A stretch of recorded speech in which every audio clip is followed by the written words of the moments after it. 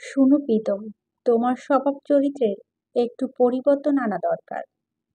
হয় সেটা করবে, না হয় আমার দল হয়ে তোমার কাজ করার দরকার নেই, একদম হাসি মুখে বিদায় দিব।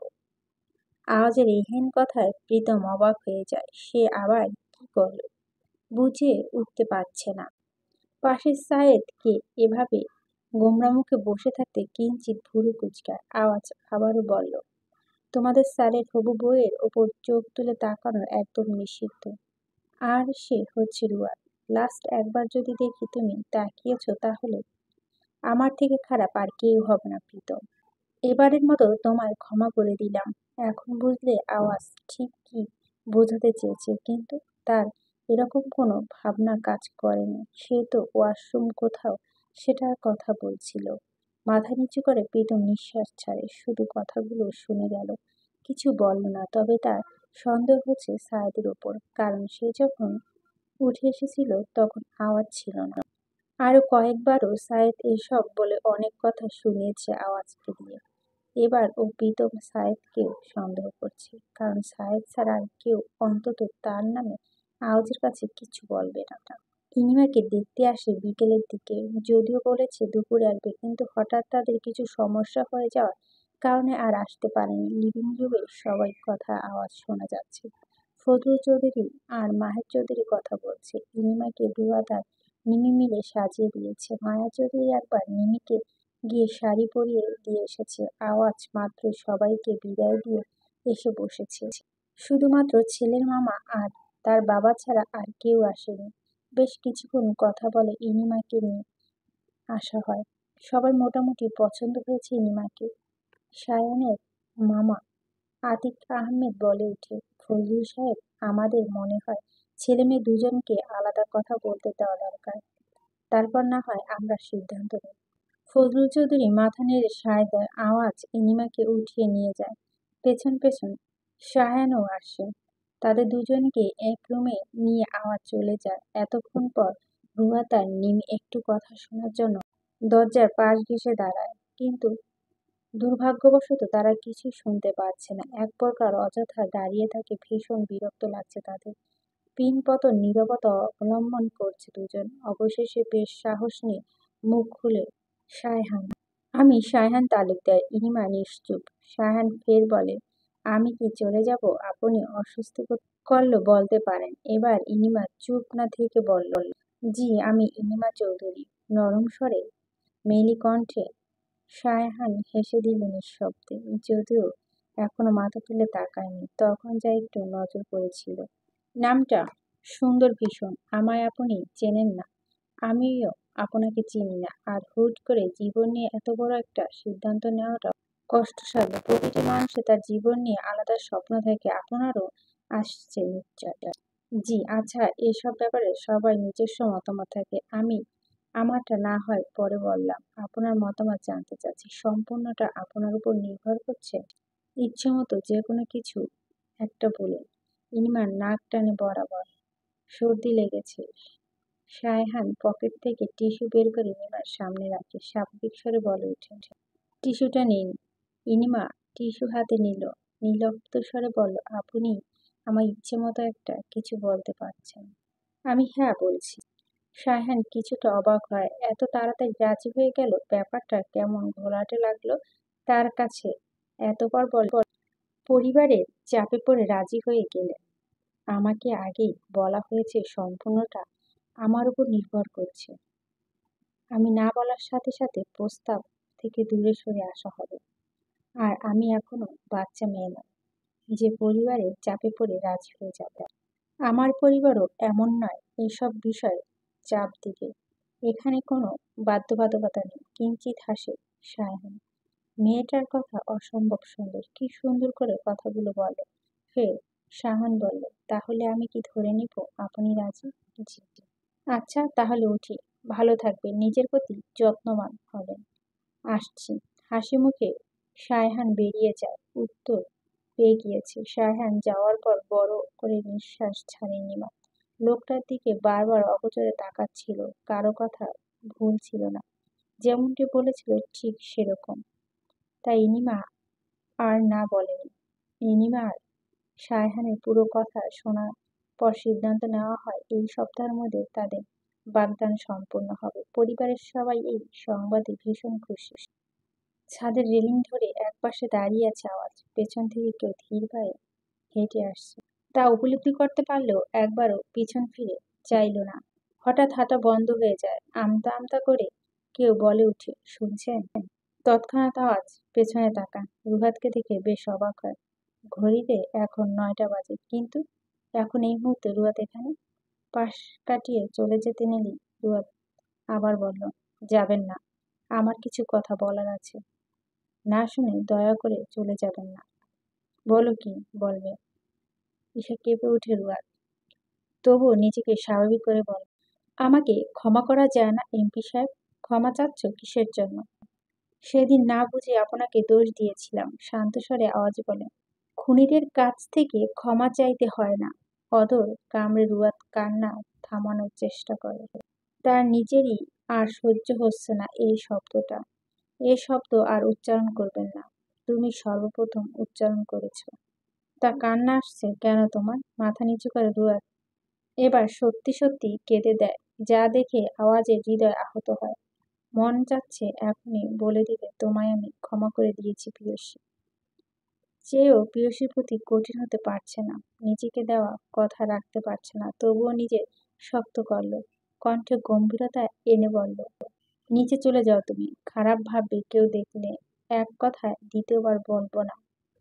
কিন্তু মূলত প্রিয়সীর কান্না থামানো যেন আওয়াজ এটা বলে। রুয়াদ চোখ মুছে নিজেকে শান্ত করে। হঠাৎ করে কিছু বলতে যাবে তার আগেই আওয়াজ আবার বলে, তোমাকে আমি বলছি নিচে চলে যেতে। আমার মতো মানুষের সাথে কথা বলতে নেই। রুয়াদ আর দাঁড়ালো না, বরং নিচে চলে আসলো পুরো কথা না শুনে। মেহেরুবা ডেকে বেড়াচ্ছে রুয়াদকে। মায়ের এমন চিৎকার শুনে রুয়াদ আর দেরি না করে চলে আসে। আওয়াজ আবার উল্টে ঘুরে আকাশের দিকে তাকিয়ে বলে, তোমাকে দেওয়া কষ্ট সইতে পারছি না। ভেবেছ কিভাবে তোমার কান্না সহ্য করব? ভেবেছিলাম নিজের ভুল বুঝবে, কিন্তু তা উল্টো এসে আমার সামনে কেঁদে দিল। তোমার এমন কষ্টের মুহূর্তে প্রহর শেষ হয়ে যাচ্ছে, সুখময় মুহূর্তে ঘনিয়ে আসছে প্রিয়সী। আজ ইনিমা আর সায়হানের বাগদান অনুষ্ঠানের আয়োজন করা হয়েছে। আত্মীয় স্বজন সবাই চলে এসেছে। একদিন আগে পুরো বাড়িতে বিভিন্ন ধরনের লাইট চকচক করছে। চারপাশে মানুষের আনাগোনা বেড়ে গিয়েছে। ফজলুল চৌধুরী তার চেনা পরিচিত অনেক মানুষকে দাওয়াত দিয়েছে। সন্ধ্যায় অনুষ্ঠান আরম্ভ হবে, সেই অনুযায়ী কাজ করা হচ্ছে। প্রায় 1 সপ্তাহ ধরে সবাই এই অনুষ্ঠান নিয়ে ব্যস্ত ছিল। চৌধুরী বাড়ির বড় মেয়ে এনগেজমেন্ট বলে কথা। ফজলুল চৌধুরী আর মাহের চৌধুরী তাদের চেনা জানা লোকেদের সাথে কথা বলছে। সাথে আওয়াজও আছে। আওয়াজ ঘড়িতে সময় দেখে বলল, বাবা 8টা বাজতে চললো, ইনিমাকে নিয়ে আসা লাগবে এবার। মানুষ আর কতক্ষণ অপেক্ষা করবে? তালুকদার বাড়ি থেকে এসে সবাই বসে আছে। তোমার মাকে বলো ইনিমাকে নিয়ে যেন তাড়াতাড়ি নিচে আসে। আওয়াজ মায়া চৌধুরীকে বলতে গিয়েছে। ইনিমার রুমে সবাই, তাই আর এদিক সেদিক না খুঁজে সোজা তার বোনের রুম দিক যায়। ইনিমা খোঁপায় এক এক করে ফুল লাগিয়ে দিচ্ছে রুয়াতের নেমে। মায়া চৌধুরী সেখানে দাঁড়িয়ে দাঁড়িয়ে দেখছে সবটা। আওয়াজ একবার চারপাশটা চোখ বুলিয়ে বলল, মা, ইনিমাকে নিয়ে যেতে বলছে, ওনারা সবাই এসে পড়েছেন। মায়া চৌধুরী রুয়াত আর নিমিকে তাড়া দিয়ে বললেন, তোদের হয়েছে এবার কিন্তু বড় বাবা বকবে বলে দিলাম, তাড়াতাড়ি কর, ওনাদের আরো অপেক্ষা করতে বলো, আমাদের এখনো হয়নি, সময় লাগবে। আওয়াজ চক্ষু জোড়া ছোট ছোট করে রুয়াতের দিকে তাকায়।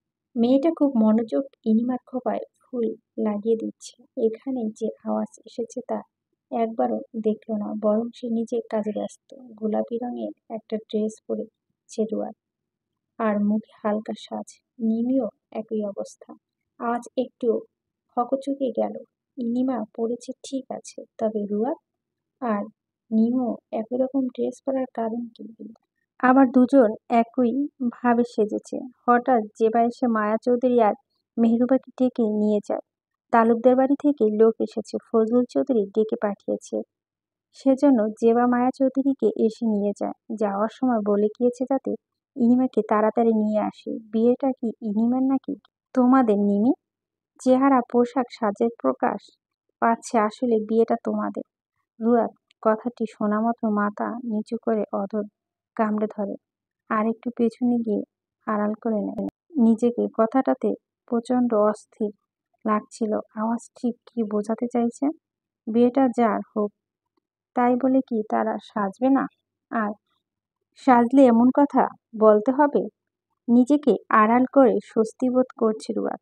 রুয়াদের এরূপ চুপ থাকা দেখে নিমি বলে উঠল, ভাইয়া, আমাদের একমাত্র বড় আপুর এনগেজমেন্ট বলে কথা, অবশ্যই সাজতে হবে, না হলে মানুষ কি বলবে? আর আপনিও তো নতুন পাঞ্জাবি পরেছেন, এর মানে কি বিয়েটা আপনার হচ্ছে? মুখ ফসকে কথাটি বের হয়ে গিয়েছে নিমি। প্রথমে বুঝতে না পারল, শেষে ভয়ে মুখ হাত চেপে ধরে। তার কথাটি বলা কি উচিত হয়েছে? ইনিমা ঘাড় ঘুরিয়ে অবাক চাউনিতে নিমির দিকে তাকায়। আওয়াজ, কে যে মিমি? এত বড় কথা বলে ফেললো! এটা কি সজ্ঞানে বলছে কিনা সন্দেহ তার। নিমি মুখে হাত দিয়ে পিট পিট করে আওয়াজের দিকে তাকায়। তার কপালে আজ কি আছে কে জানে।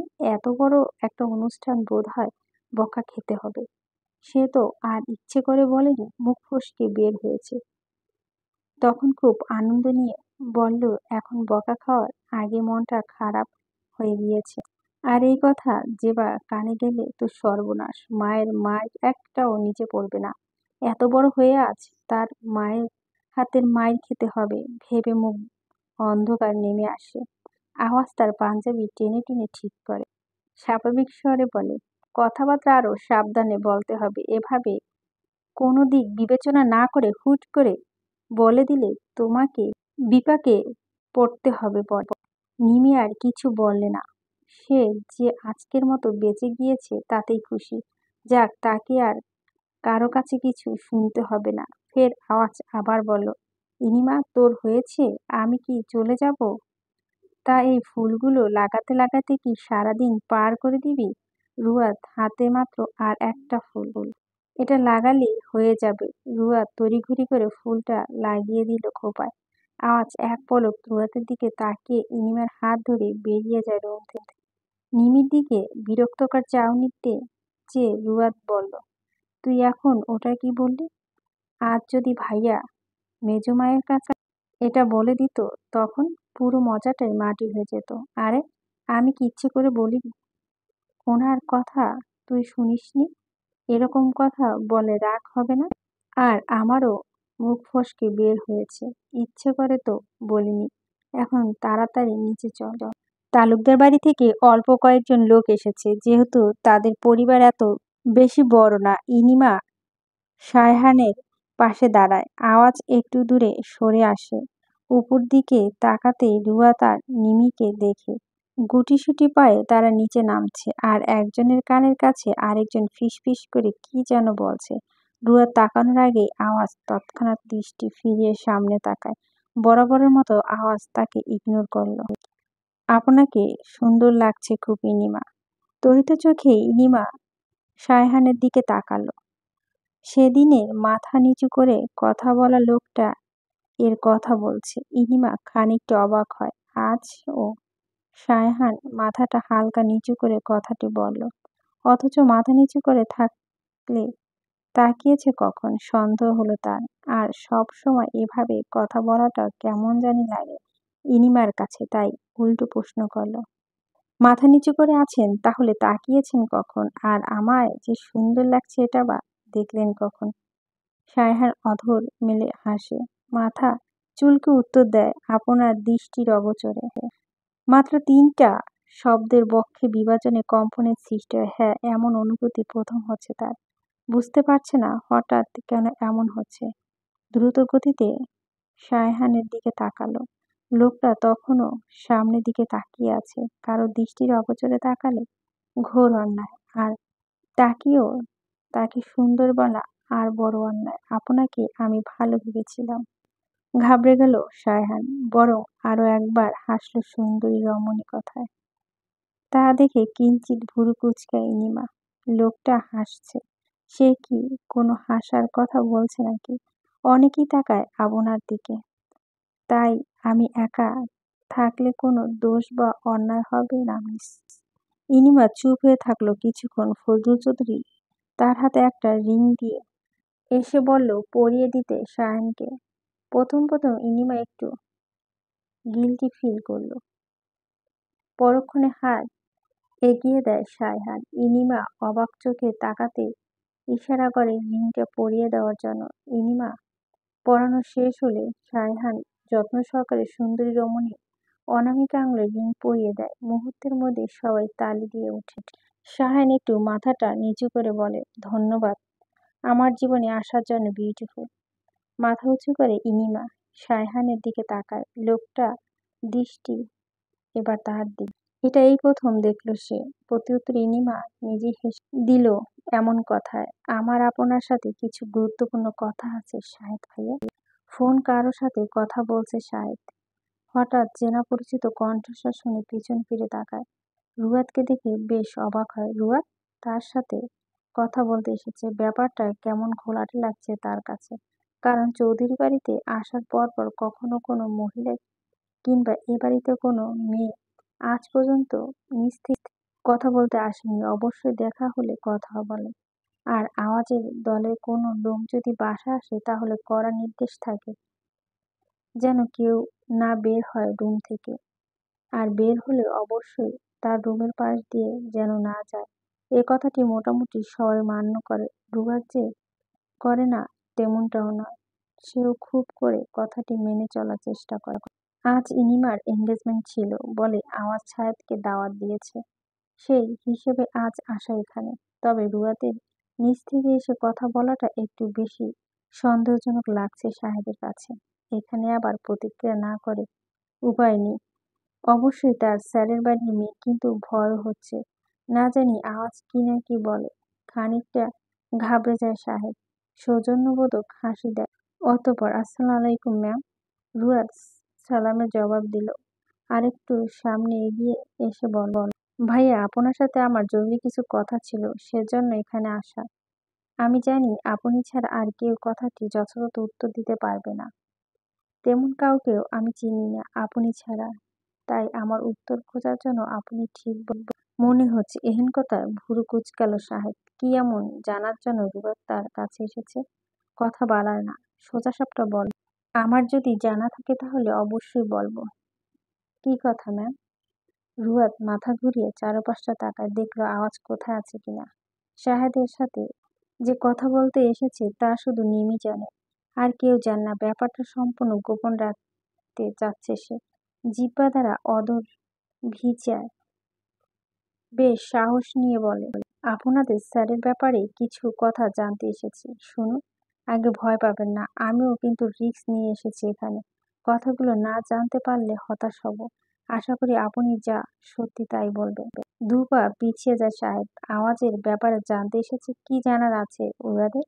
একটু হকচকিয়ে যায় সে। রুয়াদ আবারও বলল, আমি একদিন আস্মিতভাবে একটা কথা শুনে ফেলেছিলাম, যেখানে আপনাদের স্যার মানুষ খুন কথা বলছিল। জানি না কথাটি কতটা সত্যি, আর এটার জন্য আজ অনেক দিন ধরে আমাকে পস্তাতে হচ্ছে। এই কথাটির মানেও আমার জানা নেই। উনি এসব কাজের সাথে জড়িয়ে সেটা জানি না। কোনো কিছু ক্লিয়ার করা হয়নি। আপনি ওনার সবচেয়ে কাছের মানুষ। আপনার সাথে তিনি সব শেয়ার করেন, একই সাথে কাজ করেন। আপনি জানবেন না তা হয় না। দয়া করে আমাকে সত্যিটা বলুন। একসঙ্গে এতগুলো কথা বলে হাঁপিয়ে যায় রুয়াদ। শাহেদ ভাবল সে কি বলবে। তবে এটা এমন কোনো কথা না যে প্রকাশ করে দিলে খুব বেশি ক্ষতি হবে। আর সম্পূর্ণ ঘটনা শাহেদকে বলেছি। এমনকি তার এসবের পিছন থেকে সরে আসার কারণও। তাই বলতে অসুবিধে নেই শাহেদের। এ কথা অবশ্যই রুয়াদ জানলে কিছু হবে না। বেশ কিছুক্ষণ ভাবার পর শাহেদ মুখ খুলল। প্রথমে বলি ম্যাম, কথাগুলো আপনার মাঝে রাখবেন। এগুলো যেন আর কেউ না জানে। আপনাকে বলার একটাই উদ্দেশ্য, কারণ আপনি এসব কারণ স্যারকে ভুল বুঝেছেন। এই কথাটা স্যার আমাকে বলেছে। যারা পলিটিক্স করে তাদের শত্রুর অভাব নেই। এমন অনেক শত্রু আছে যারা সামনাসামনি খুব ভালো সেজে থাকে, অথচ আড়ালে তাদের আসল রূপ প্রকাশ পায়। রাজনীতি এমন একটা প্ল্যাটফর্ম যেখানে সমাজের সব ভালো খারাপ লোকেদের সাথে মিশতে হয়।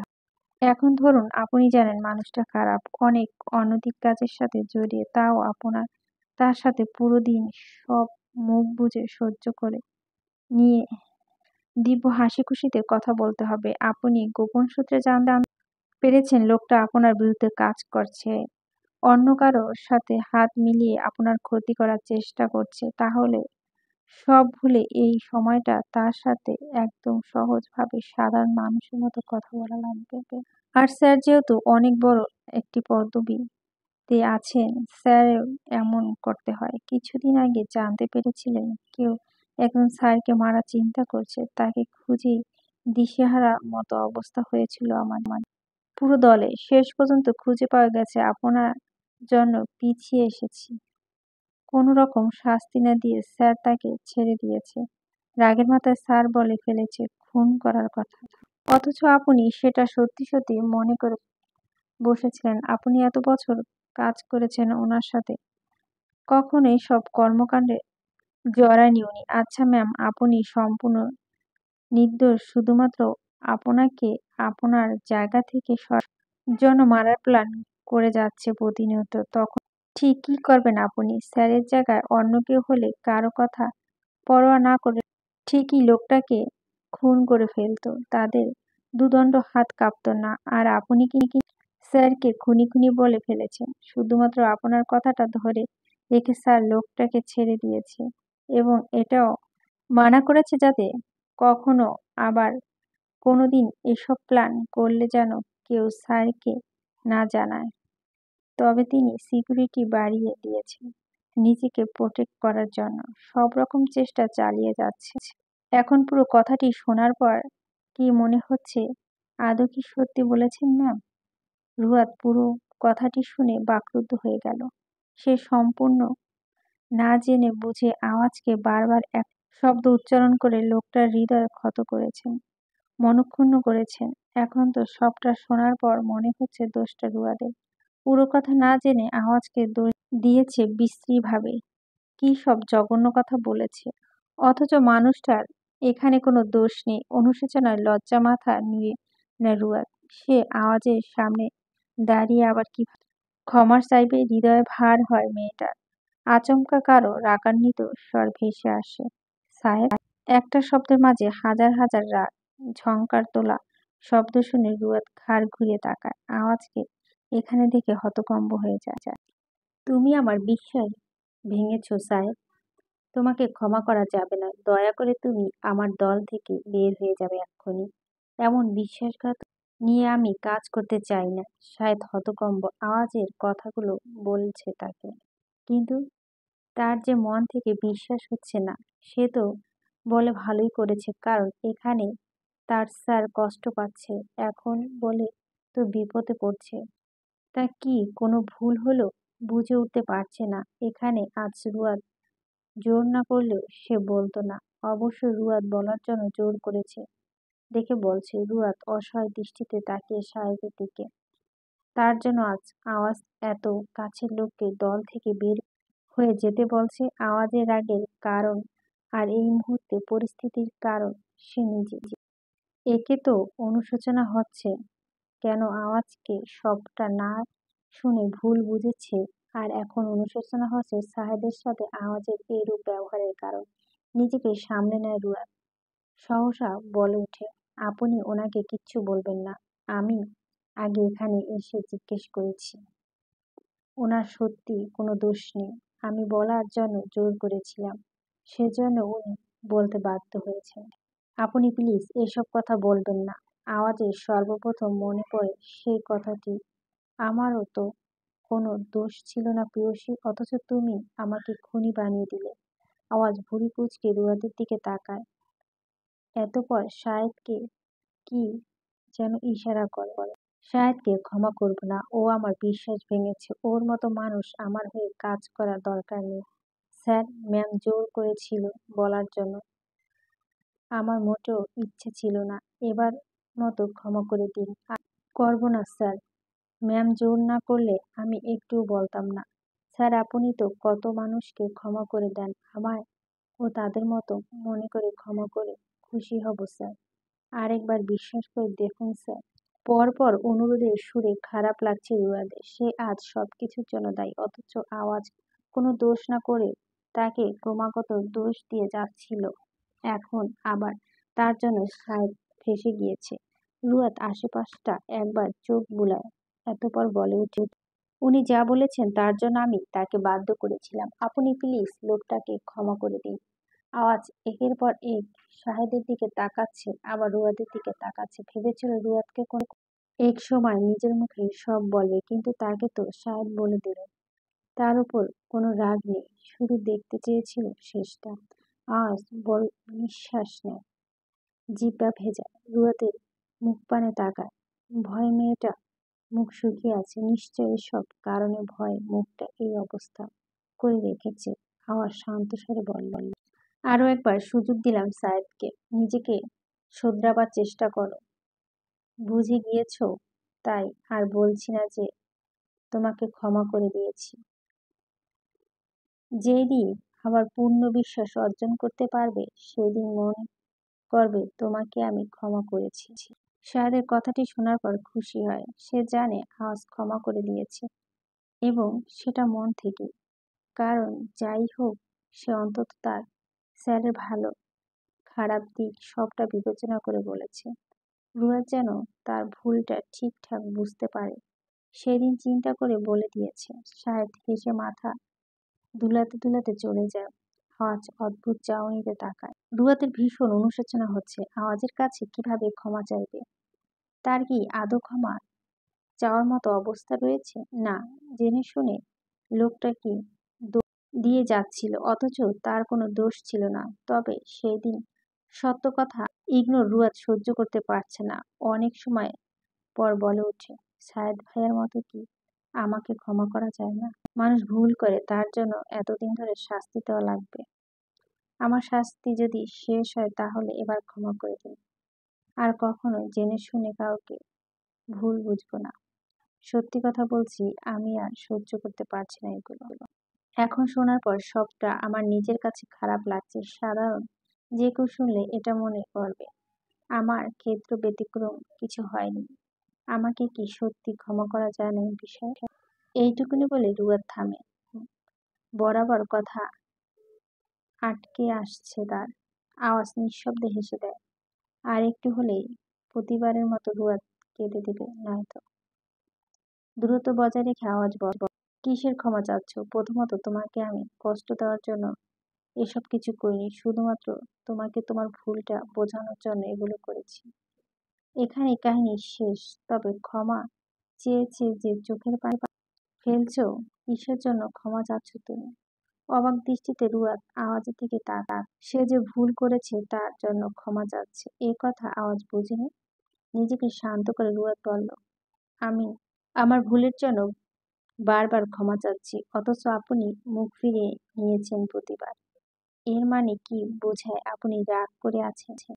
ও, তোমার স্মৃতিশক্তি ভালো।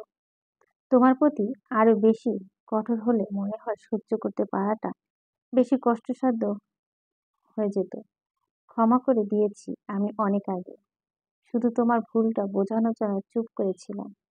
আর মুখ ফিরিয়ে নেওয়াটা ইচ্ছাকৃত ছিল। এর পেছনে কোনো অভিমান, রাগ কিংবা ক্ষোভ ছিল না। এতগুলো কথা শোনার পর রুয়াদ নিজেকে শক্ত রেখেছে, এমনকি মনে করে চোখের পানি ফেলছে। এই মেয়েকে বোঝা ওঠা দায়। আওয়াজ খানিকটা দূরত্ব কমিয়ে পড়ল। কাঁদার আগে নিজের ভুলগুলো বুঝতে শিখো, তারপর কেঁদো। এখনই কান্না অফ করো, শ্বাস নষ্ট হয়ে যাচ্ছে তোমার। এত সুন্দর মেয়েকে কাঁদলে খুব বাজে লাগবে। তুমি কি চাও সবার সামনে তোমাকে ছোট করতে? তাহলে কেঁদো না, আমি মন থেকে ক্ষমা করে দিয়েছি। এখন যাও মিমির কাছে। এখানে একা দাঁড়িয়ে থেকো না। ফজলুল চৌধুরী দূর থেকে উচ্চস্বরে আওয়াজকে ডেকে ওঠে। সে আর দাঁড়ায়নি, সোজা হেঁটে চলে যায়। রুয়াদ একবার আশেপাশে তাকায়। মিমি একা দাঁড়িয়ে আছে। সে সেখানে যাওয়ার জন্য উদ্যত হয়। আজ ইনিমার বিয়ে, সেই অনুযায়ী পুরো বাড়ি ডেকোরেশন করা হয়েছে ফজলুল চৌধুরী কোনো রকম ত্রুটি রাখেননি, প্রতিটা জিনিসে পুঙ্খানুপুঙ্খভাবে সম্পন্ন করেছে। তিনি চায় না তার মেয়ের বিয়েতে কোনো ত্রুটি থাকুক। তার একমাত্র আদরের মেয়ে, আর সেই মেয়ের বিয়েটা খুব জাঁকজমক করে দেওয়া হচ্ছে। সবার ব্যস্ততা বেড়ে যাচ্ছে। আগের দিন রাতে কেউ ঘুমায়নি, মূলত ঘুমানোর সময় ছিল না। একমাত্র রাহিম চৌধুরী আর আয়েশা চৌধুরী ঘুমিয়েছেন। ফজলুল চৌধুরী, মাহের চৌধুরী আর আওয়াজ মিলে সারা রাত কাজে ব্যস্ত ছিল। শেষ রাতে তারা চলে আসে বাসার ভিতরে, তবে আওয়াজ আসতে পারেনি। আর এখনো ক্রমশ কাজ করেই যাচ্ছে। ব্যালকনিতে দাঁড়িয়ে রুয়াদ বাইরের দিকটা তাকিয়ে আছে। গাঢ় নীল পাঞ্জাবি পরিহিত লোকটা থেকে ঘাম ঝরছে, পুরো পাঞ্জাবি ভিজে একাকার। আজ এত রোদের মাঝে আওয়াজকে বসে থাকতে দেখে কিঞ্চিত ভুরু কুঁচকায় রুয়াদ। কিছু একটা ভেবে নিচে আসে, ফ্রিজ থেকে ঠান্ডা পানি নিয়ে শরবত বানাচ্ছে, মাথায় ঘোমটা টানে। বাড়ি থেকে বের হয়ে একদম হাতে থাকা গ্লাস নিয়ে আওয়াজের সামনে গিয়ে দাঁড়ায়। হঠাৎ রুয়াদকে দেখে কুঁচকানো ভুরু আরো কুঁচকে আসে। মেয়েটাকে ইশারা করে কিছু একটা, কিন্তু রুয়াদ একটু আওয়াজ করে বলে, এই গরমে না ঘুমিয়ে কাজ করেন? খারাপ লাগছে জানি। এটা খেয়ে নিন, ভালো লাগবে। শরবত জিনিসটা আওয়াজের পছন্দ না। একথা এড়িয়ে যাওয়ার জন্য বলল, আশেপাশে মানুষ দেখছে। বাড়ি থেকে বের হয়েছ কোন সাহসে? আগে খেয়ে তারপর ধমকাবেন। হতভম্ব হয়ে যায় আওয়াজ। রুয়াতের মুখখানে তাকায় একবার। গরমে মেয়েটা চোখ মুখে কুঁচকে আছে। কপাল থেকে বেয়ে বেয়ে বিন্দু বিন্দু ঘাম হাতে বিদ্যা আঙ্গুল দিয়ে সরিয়ে ফেলছে। একটু গম্ভীর স্বরে বলে, খাবো না। আর এভাবে গরমে দাঁড়িয়ে না থেকে ভিতরে যাও। রুয়াদ গেল না, উল্টো আরো ঝিমিয়ে দাঁড়িয়ে আছে। আওয়াজ বিরক্তকর শব্দ করল। কোনো উপায় না পেয়ে এক চুমুক পুরো গ্লাস শরবত শেষ করে রুয়াদের হাতে দিল। গ্লাস হাতে নিয়ে রুয়াদ কোনো শব্দ না করে চলে আসে। ইনিমাকে পার্লার থেকে সাজিয়ে আনা হয়েছে, সাথে মিমি আর রুয়াদও গিয়েছে। 1 সপ্তাহ ধরে ইনিমা বলছে সে সাজবে না পার্লারে, হুট করে আজ আবার বলছে সাজবে।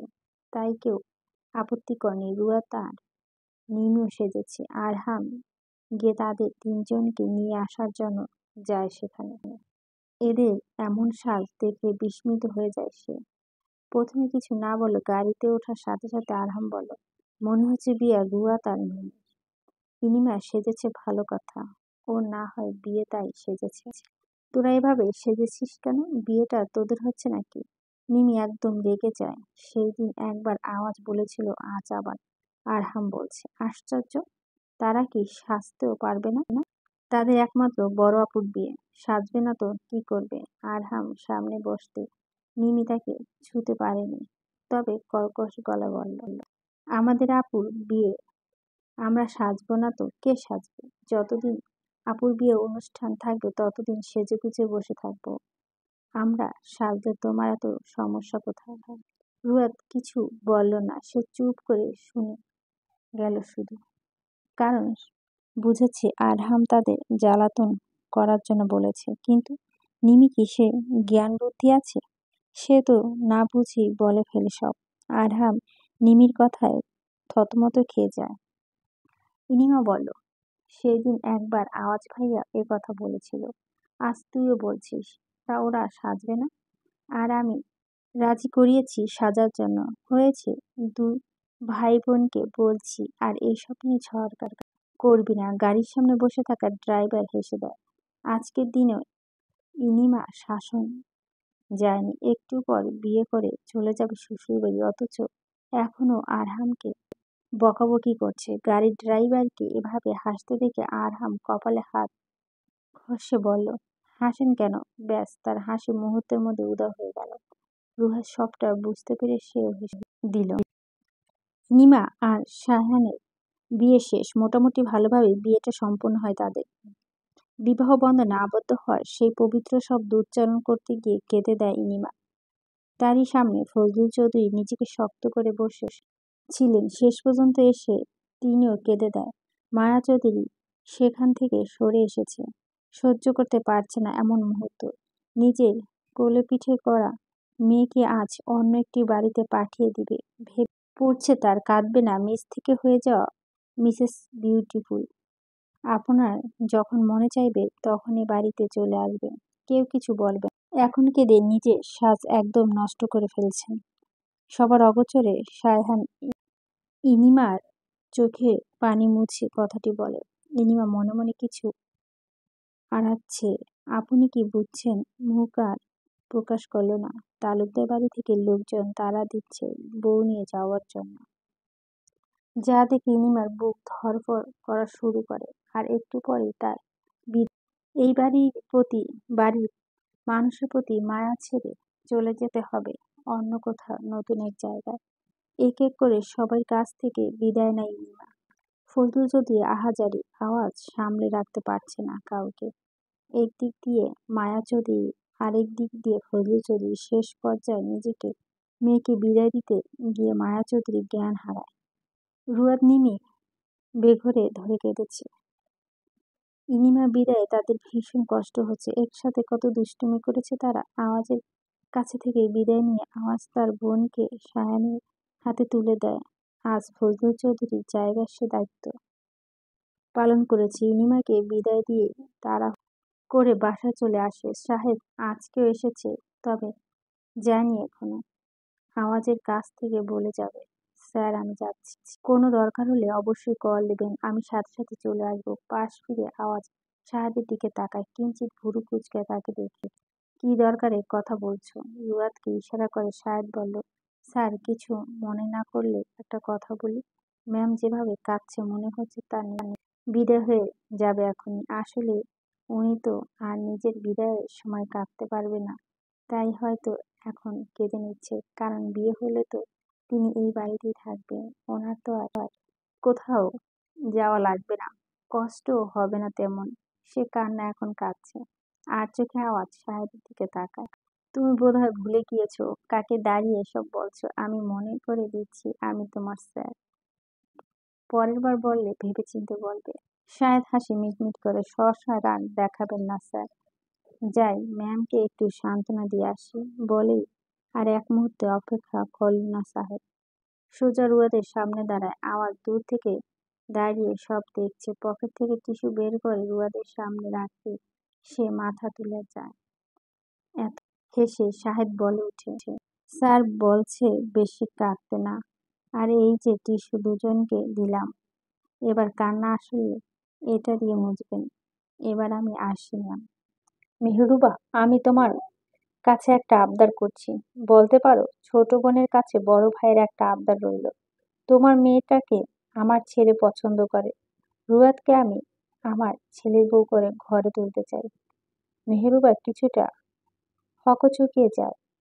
প্রথম ফজলু চৌধুরী আবদার করলো তার কাছে, যা আগে কখনো করেনি। তাও এই সেই আবদার না, আওয়াজের জন্য বউ হিসেবে রুয়াদকে নিতে চায়। কি বলবে মেহরুবা? এমন মুহূর্তে ফজলু চৌধুরী একরকম আবদার করে বসল। আওয়াজকে কোন দিক দিয়ে খারাপ মনে হয়নি তার। যথেষ্ট ভদ্র সুশীল ছেলে, তাহলে না বলার কথা না। মায়া চৌধুরী অধীর আগ্রহ অপেক্ষা করছে উত্তর শোনার জন্য। মনে মনে ভয় হচ্ছে মেহরুবা আবার মানা করে দেয় কিনা। ফজলু চৌধুরীও তাকিয়ে আছে উত্তর শোনার জন্য। মেহরুবা খানিকটা ঘাবড়ে যায়। এতপর বলল, আমার কোনো আপত্তি নেই ভাই। আমিও আমার মেয়ের জন্য এমন একজনকে চেয়েছিলাম। আওয়াজকে আমি চিনি, সে ছোট্টবেলা থেকে কখনো খারাপ কিছু দেখিনি। আমার নিজের ছেলেকে যেভাবে দেখি সেরকম ভাবেই দেখি আওয়াজকেও। সে তার বিপরীত নয়। এমন সরাসরি হ্যাঁ ও বলে দিতে পারছি না, কারণ রুয়াদকে আপনাদের পছন্দ হবে কিনা। শেষ কথাটা বলতে মেহরুবা সংকোচ বোধ করে। রুয়াদ তার মেয়ে, আর সে কেমন এটা মেহরুবা ভালোই জানে। মেয়েটাকে তাদের পছন্দ হবে কিনা তাও শুনতে হবে। শুধু আওয়াজ পছন্দ করে তা শুনলে হবে না। যাদের ঘরের বউ হয়ে যাবে তাদেরও তো পছন্দ হতে হবে। ফজলু চৌধুরী কিছুটা হাসে এমন কথায়। রুয়াদকে তার অপছন্দ নয়, শুধু যে আওয়াজ পছন্দ করে বলে সে সম্মতি দিয়েছে তা নয়। তিনি নিজেও রুয়াদকে বেশ পছন্দ করে। প্রথম যেদিন আওয়াজ থেকে কথাটা শুনল সেদিন অমত পোষণ করলেও পরবর্তী সময় সবটা ভেবেচিন্তে সিদ্ধান্ত নেয় যে আওয়াজের বউ হিসেবে রুয়াদকেই আনবে। মায়া চৌধুরী আর কিবা বলবে, সে প্রথম থেকেই রাজি হয়েছিল। যখন আওয়াজ তার মনের কথা মায়া চৌধুরীর কাছে শেয়ার করেছিল, সেই দিন থেকে মায়া চৌধুরী রাজি। ফজল চৌধুরী শান্ত স্বরে বলল, আমাদের মতামত নিয়ে দ্বিধাবোধ করছো? আমি রাজি দেখেই তোমার কাছে আজ এই প্রস্তাব নিয়ে এসেছি। আর মায়া, সে তো অনেক আগেই রাজি। তুমি আমাদের প্রস্তাব ফিরিয়ে দিও না। মেহেরুবা দ্বিধায় পড়ে যায়। সে কি হ্যাঁ বলবে, বলে দিবে? আর আওয়াজের সাথে বিয়েটা হলে তার মেয়েটা তার কাছে থাকবে, মেয়েকে দূরে কোথাও পাঠাতে হবে না, তেমন কষ্ট হবে না, সারাক্ষণ রুবাত তার চোখের সামনে থাকবে। মেহেরুবাকে চুপ করে থাকতে দেখে মায়াচৌধুরী বলল, কি রে, কি ভাবছিস এত? শোন, ইনিমাকে বিদায় দিতে আমার যেমন কষ্ট হয়েছে তার এক ভাগও তো তোর হবে না, কারণ রুবাত তো এই বাড়িতেই থাকবে, তোর সাথে সাথে থাকবে। তাহলে চুপ করে আছিস কেন? রুয়াদকে আমার ভীষণ পছন্দ, আমি চাই তোর মেয়েকে আমার ঘরে আসুক। মেহেরুবা হেসে ওঠে। তার আর না বলার উপায় নেই। যেটা জন্য দ্বিধাবোধ কাজ করেছিল সেটা দূর হয়ে গিয়েছে। ফজলুল চৌধুরী আবদারটা ফেললেন না। সব দিক চিন্তা ভাবনা করে সে সম্বন্ধতে সম্মতি দিয়ে দেয়। আর না করবেই বা কিভাবে? রুয়াদকে তাদের পছন্দ হয়েছে, যেহেতু রুয়াদের বাবা নেই। এখন বর্তমান অভিভাবক হিসেবে মেহেরুবাই আছে, যেহেতু সব দিক ভেবে এতপর এই প্রস্তাব রাজি হয়। চৌধুরী বাড়িতে প্রায় ৮ মাস পর আবার বিয়ের আমেজ এসেছে। সেই যে ইনিমার বিয়ে হলো এখন আওয়াজের। সেই দিন বাড়িতে আসার পর ফজলুল চৌধুরী জানায় আওয়াজকে সব কথা। সে ভেবেছিল অনেক কষ্ট করতে হবে এটা নিয়ে, কিন্তু সেরকম কিছু হলো না। একদম সহজভাবে রুয়াদকে পেয়ে গেল। ফজলুল চৌধুরী যে মেনে নিয়েছে এটা সম্পূর্ণ গোপন রাখা হয়েছিল। ইনিমার বিয়ে হয়ে যাবার পর এখন প্রকাশ করা হয়েছে। আওয়াজ চেয়েছে বিয়েটা একদম সাদামাটা করে করবে, কারণ সে আপাতত বিয়েটা করে রাখতে চায়। পরে বড় করে অনুষ্ঠান করা হবে। প্রথম ফজলুল চৌধুরী আর মায়া চৌধুরী রাজি না হলেও পরে রাজি হয়। সব দিক চিন্তা ভাবনা করে পরের সপ্তাহ বিবাহের দিন তারিখ ঠিক করা হয়। এই কয়েকদিন বিয়ে ঠিক হওয়ার পর রুয়াত আওয়াজের সাথে দেখা করেন। বাগানের এক কোণায় দাঁড়িয়ে আছে আওয়াজ। আশেপাশে থেকে মানুষ আসলে দেখার উপায় নেই, এমন জায়গায় দাঁড়িয়েছে। বিকেলে তার আর রুয়াদের বিয়ে, তাই ঠিক করেছে আজ সে কোথাও যাবে না। ইনিমার বিয়ের সময় যেরকম পরিস্থিতি তৈরি হয়েছিল এবার সেরকমটা হয়নি। তবে বাসার ভেতর থেকে মায়া চৌধুরী গলায় আওয়াজ শোনা যাচ্ছে। একটু হাঁটাহাঁটি করার জন্য আওয়াজ বাগান এসেছে। অনাকাঙ্ক্ষিতভাবে রুয়াতের সাথে দেখা হয়ে যাবে ভাবিনি। মেয়েটা কেমন ভূত দেখার মতো চমকে গিয়েছে। সে যেন এটা আশা করেনি। আওয়াজ সম্পূর্ণ নিশ্চিত না হয়ে রুয়াত সম্মতি দিয়েছে কিনা বিয়েতে, কারণ কাজের চাপে আর খোঁজ নেওয়া হয়নি একদম। সে সত্যি জানতে চায় রুয়াত কি মত আছে কিনা, তাই দাঁড়িয়ে না থেকে সরাসরি রুয়াতের সামনে গিয়ে দাঁড়ায়। চারপাশে তাকিয়ে খানিকটা ঘাবড়ে যায় মেয়েটা। আয়েশা চৌধুরী কড়া আদেশ, রুয়াত যেন ভুলেও বিয়ের আগে আওয়াজের সাথে দেখা না করে কিংবা কথা বলে। কথাটি কি সত্যি বলেছে কিনা মিথ্যা মজা করার জন্য বলেছে, সেইটুকু আর যাচাই করা হয়নি। রুয়াত শুধু মাথা নেড়ে চলে এসেছিল তখন, কারণ সবাই উপস্থিত ছিল সেখানে। রুয়াত চলে যেতে নিলে আওয়াজ বলল, কথা আছে, যেও না। বলা আছে বিয়ের আগে যেন আপনার সাথে আমার দেখা বা কথা না হয়।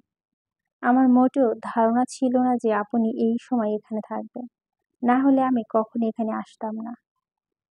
রুয়াতের এরূপ কথা আওয়াজ বিরক্ত হয়। সে মূলত জিজ্ঞেস করবে অন্য কিছু, তার আগেই এসব শুনে বিরক্ত প্রকাশ করল। কথাটি সেও জানে আয়েশা চৌধুরী মানা করেছে, কিন্তু তার যে জানা দরকার, তাই সরাসরি বলল, তোমার সাথে আমি সেরকম কোনো কথা বলবো না, ভয় নেই। একটু দূরত্ব বজায় রেখে কথাগুলো বলবো। নিশ্চিন্তে দাঁড়িয়ে আমার কথা শুনতে পারো। আওয়াজের একটু দূরত্ব বজায় রেখে দাঁড়ায়, পকেটে হাত রেখে বলল, বিয়েতে রাজি তুমি? রুয়াত অবাক হয়ে আওয়াজের দিকে তাকায়। আজ বিয়ে, অথচ আজকে জিজ্ঞেস করছে বিয়েতে রাজি কিনা। এ কেমন কথা? এতদিন পর জিজ্ঞেস করার কারণ? আজ বিয়ে আর আপনি আজ জিজ্ঞেস করেছেন এটা? আওয়াজ তার চুলগুলো হাত বুলায়, যদিও রুয়াতের কথায় যুক্তি আছে। এতদিন জিজ্ঞেস করতে পারেনি। প্রথমত তার ভীষণ কাজে চাপ ছিল, দ্বিতীয়ত আয়েশা চৌধুরী মানা করেছে। আর বাসা থাকাকালীন সময় রুয়াতের সামনে আসতো না, সব সময় নিজেকে গুটিয়ে রেখেছে।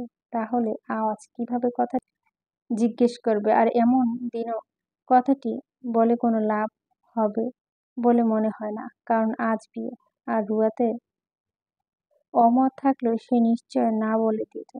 শুধু যে আওয়াজকে জিজ্ঞেস করা হয়েছে তা নয়, রুয়াতকেও জিজ্ঞেস করা হয়েছিল। এইটুকু জানে সে, এর বাইরে আওয়াজ আর কিছুই জানে না। তুমি সামনে এসেছো একবারও, আমায় দেখলে তো নিজেকে গুটিয়ে রাখতে, তাহলে আমি কিভাবে তোমাকে জিজ্ঞেস করব কথাটা? নিমি রুয়াতের নাম ধরে ডেকে ওঠে হঠাৎ। এখন যদি সে ডাকতে ডাকতে এখানে চলে আসে, দেখে ফেলবে আওয়াজের সাথে রুয়াত কথা বলছে। রুয়াত ব্যাপারটা নিমিকে জোর জবস্তি করে লুকাতে পারবে এখন, কিন্তু এর সময় মেয়েটাকে ঠিকই আয়েশা চৌধুরীকে বলে দিবে। অধর কামড়ে ধরে রুয়াত, অসহায় দৃষ্টিতে আওয়াজের দিকে তাকায়। সে কি করে বুঝতে পারছে না। আওয়াজ ইশারা করে বোঝে চলে যাওয়ার জন্য। উত্তর আগেই পেয়ে গিয়েছে, এখন জানার প্রয়োজন নেই। তবে কিছুক্ষণ আগেই জানার ইচ্ছেটা ছিল, এই মুহূর্তে তা উধাও হয়ে গিয়েছে। প্রেয়সীর চোখ মুখ দেখে বুঝে গিয়েছে সে রাজি বিয়েতে, তাই এখন আর আটকে রেখে কি বা করবে। এজন্য আওয়াজ রুয়াকে চলে যাওয়ার ইশারা করে। তৎক্ষণাৎ তার চারপাশে না তাকিয়ে রুয়াত সোজা দৌড় দেয়। আপনাকে খুব সুন্দর লাগছে মিসেস বিউটিফুল, শাড়িতে ভীষণ ভালো লাগছে। আয়নার সামনে দাঁড়িয়ে শাড়ি ঠিক করছে নিমা। বিছানার পায়ে ওপর পা তুলে আর আয়েশ করে বসে আছে সায়হান, দৃষ্টি তার একমাত্র বউয়ের দিকে। অসম্ভব সুন্দর লাগছে নিমাকে, এবং বিয়ের পর নিমা আরো বেশি সুন্দর হয়ে গিয়েছে, সায়হানের ধারণা এটা। শাড়ির আঁচল ঠিক করে সে পিছন তাকা ভুরু কুচকে বলল, আমি আগেও অনেকবার শাড়ি পরেছি, তখন কি ভালো লাগলো না? আমি সেরকমটা উল্লেখ করিনি মিসেস বিউটি কুইন। আমার চোখে আপনি সব সময় যেন সুন্দরী। বিয়ের আগে যেমন এক সুন্দরী রমণী দেখেছিলাম, ঠিক সেরকম এখনো লাগছে, তবে এখন আমার বউ হওয়ার পর থেকে আরো বেশি সুন্দর এবং ভালো লাগছে। শেষের কথাটি বলার সময় সায়ান হেসে ফেলে, খানিকটা ভুরু কুঁচকায় নিমা। সায়ানের কথাটি কেমন ঘোলাটে লাগলো তার কাছে। তার বউ হওয়ার পর আরো সুন্দর হয়ে গেছি, এটা কেমন কথা? হয়েছে, এসব কথা রাখুন। আমার কুচি ঠিক করে দিন, তাড়াতাড়ি আসুন, দেরি হয়ে যাচ্ছে আমার। আজ আওয়াজের বিয়ে, সেজন্য নিমা শাড়ি পরেছে। তার ভাইয়ের বিয়ে বলে কথা, যেমনটি হোক অবশ্যই সুন্দর করে সাজতে হবে তাকে। যে উদ্দেশ্য পরিকল্পনা নিয়ে আজ শাড়ি পরা, যদিও অনেকে আগে থেকে শাড়ি পরা বাদ দিয়েছে, আজ তার ভাইয়ের বিয়ে বলে আর এই সুযোগ হারাতে চায় না। আসার সময় অনেকগুলো শাড়ি নিয়ে এসেছিল, সেখান থেকে একটা পরে নিয়েছে। ইনিমা এমন তারা দেখে সায়হান হাসে, দ্রুত গতিতে তার স্ত্রীর সামনে এসে দাঁড়ায়, এতপর হাঁটু গেড়ে বসে কুচি ঠিক করে দেয়। এই কাজে আরো অনেকবার করেছে। যতবার ইনিমা শাড়ি পরেছে ততবার সায়হান শাড়ি ঠিক করে দিয়েছে। কুচি ঠিক করে শেষ, সায়হান সোজা হয়ে দাঁড়ায়। হয়েছে, এবার এই সুবাদে আমায় কিছু দিন, যেহেতু আমি আপনার কুচি ঠিক করে দিলাম। অধর মেলে হাসি ইনিমা, স্বাভাবিক স্বরে বলল, মাথা একটু নিচু করুন। সঙ্গে সঙ্গে সায়হান মাথা নিচু করলো। ইনিমা তার মাথা উঁচিয়ে সায়হানের কপালে অধর ছুঁয়ে দেয়, আর এইটুকু না দাঁড়িয়ে রুম থেকে বের হয়ে আসে। ইনিমা অধর ছোঁয়া পেয়ে সায়হান মাথা তুলে তাকায়। তখনই লজ্জা পড়ে তার বয়ে বের হয়ে যাওয়াটা, মনে মনে আড়ায়, আমার মিসেস বিউটি। ইনিমা নিমি মিলে যেভাবে পেরেছে সেভাবে রুয়াতকে সাজিয়েছে, তবু খুব জোর করে সাজিয়েছে তারা। মোটেও ভাবে সাজার ইচ্ছে ছিল না, এক প্রকার জোর করে সাজানো হয়েছে তাকে। রুয়াতকে সাজিয়ে দেওয়ার পর হঠাৎ মিমি মন খারাপ করে বলে, সবার বিয়ে হয়ে যাচ্ছে। রুয়াত অবাক চাউনি মিমির দিকে তাকায়। মেয়েটা চিবুক ধরে প্রশ্ন করে, ঘুরে ফিরে কি বলতে চাচ্ছে সেটা বললে আবার খুশি হতো। আমি আর ইনিমা আপু কি বলবো মেজো মাকে, যাতে তোকেও বিয়ে দিয়ে দেয়? একবার হ্যাঁ বল, আমি এক্ষুনি গিয়ে বলছি। জিব্বা কামড়ে ধরে নিমি। তার এই কথাটি মোটেও উচিত হয়নি। রুয়াত আর ইনিমার সামনে বলা। সে তো মজা করে বলেছে। এটা কি রুয়াত সিরিয়াস নিয়ে নিল নাকি কথা এড়ানোর জন্য বলল? আরে আমি সেরকম কিছু উদ্দেশ্য করে বলিনি। তোর তো শ্বাস শেষ হয়েছে। এবার আমি গেলাম রেডি হতে। কেমন দেখাচ্ছে আমায়? দেখছি তো। তোমার থাকো, আমি আর যাচ্ছি। নিমি চলে যায়। ইনিমা কিছুক্ষণ রুয়াদের সাথে কথা বলে সেও চলে আসে সেখান থেকে। রুয়াদ এক জায়গায় সুন্দর করে বসে হাতে থাকা চুড়িগুলো বাজাচ্ছে। ঝনঝন আওয়াজ হচ্ছে তাতে। একটু পর মায়া চৌধুরী আর মেহরুবা এসে স্বর্ণ পরিয়ে দিয়ে যায়। মেহরুবা কিছু সময় রুয়াদকে বুঝিয়ে শুনিয়ে সে তার কাজে চলে যায়। বিকেলে গড়িয়ে সন্ধ্যা হয়ে আসে। চারপাশে আজান দেওয়া হচ্ছে। রুয়াদ বিছানা ছেড়ে সোজা হয়ে দাঁড়ায়। মায়া চৌধুরী তাকে নিয়ে যেতে এসেছে। তিনি রুয়াদকে নিয়ে নিচে আসেন। কিছু কিছু আত্মীয় স্বজনের কথা আওয়াজ শোনা যাচ্ছে। যারা একদম খুব কাছের তাদের শুধু বলা হয়েছে। আওয়াজ তার অফিসে কাউকে বলেনি। সে নিজ ইচ্ছাতেই বলেনি। সুষ্ঠুভাবে বিয়ে সম্পন্ন হোক। মেহবুবা ব্যস্ততার কারণে আর তার মেয়ের কাছে যেতে পারেনি। সাধারণত মেয়ের বিয়ের সময় যেরকম কষ্ট হয় সেরকম কোনো কষ্টই হয়নি মেহবুবা। ইনিমা রুয়াদকে আয়শা চৌধুরীর রুমে নিয়ে যায়।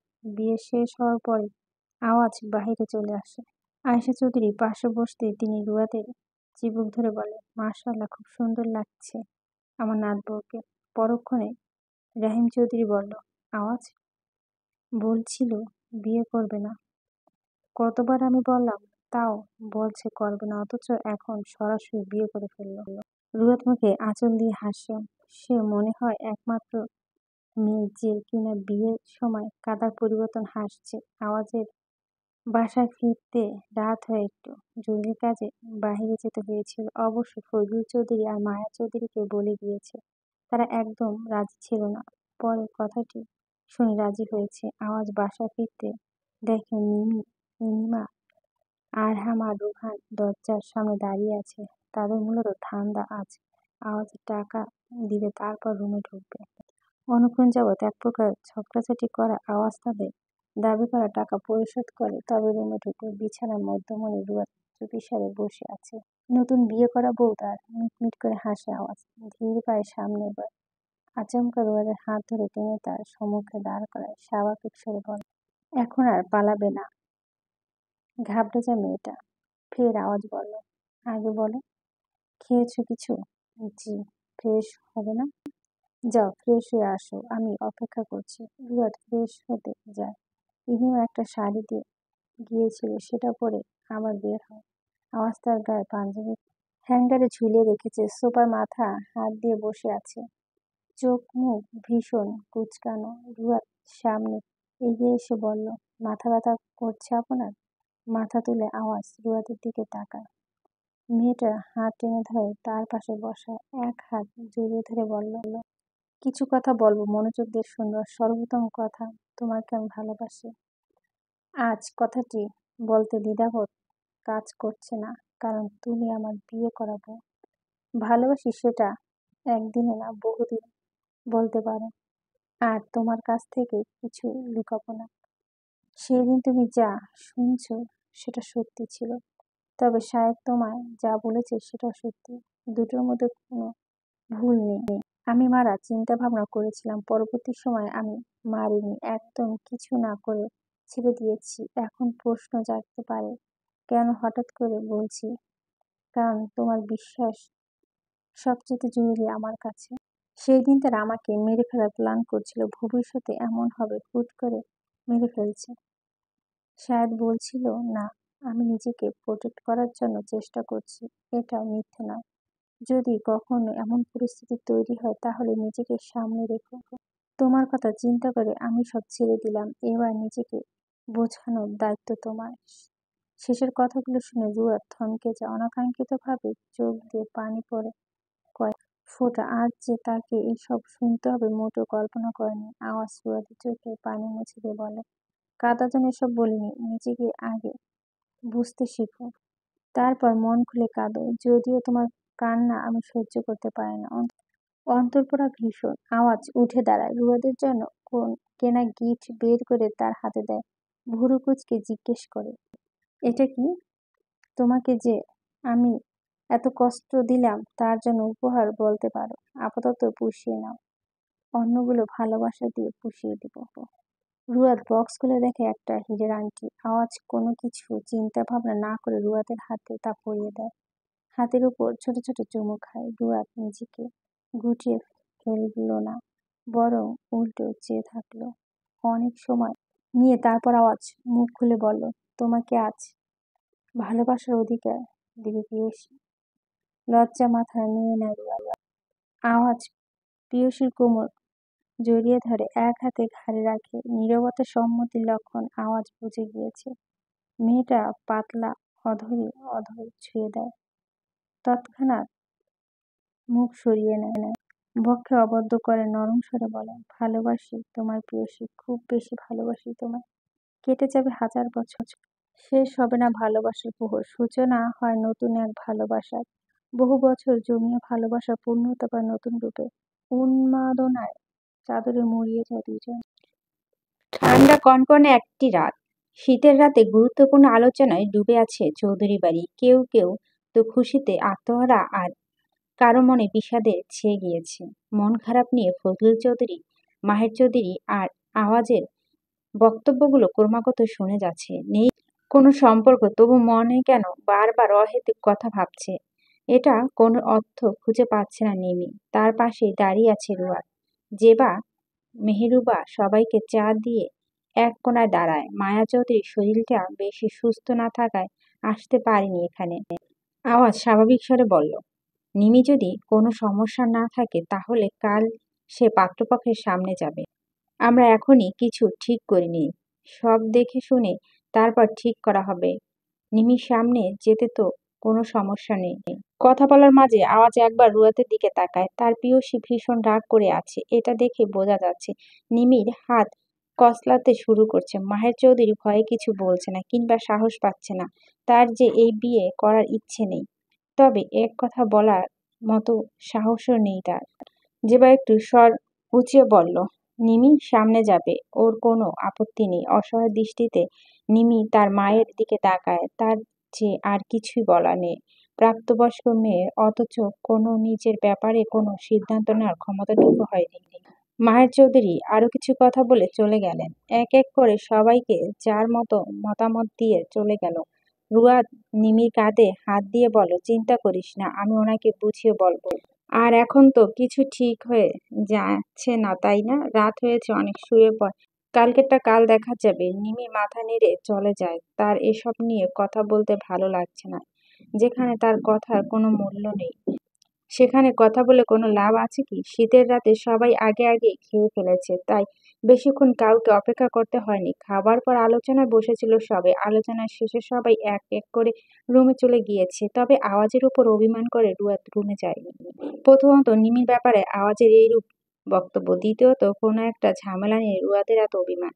সময় স্বল্পতার জন্য আওয়াজ সে অভিমান ভাঙাতে পারেনি। রুহান আর রুয়াদ একই কম্বলের নিচে শুয়ে রাজ্যের আলাপ আলোচনা জুড়ে দিয়েছে। কয়েক বছরের ব্যবধানে অনেকটা বড় হয়ে গেছে রুহান, যথেষ্ট জ্ঞান বুদ্ধি হয়েছে এখন। অনেকক্ষণ যাবৎ অপেক্ষা করার পর রুয়াদ রুমে আসে না দেখে এবার আওয়াজ প্রচন্ড ক্ষোভ নিয়ে রুম থেকে বের হলো।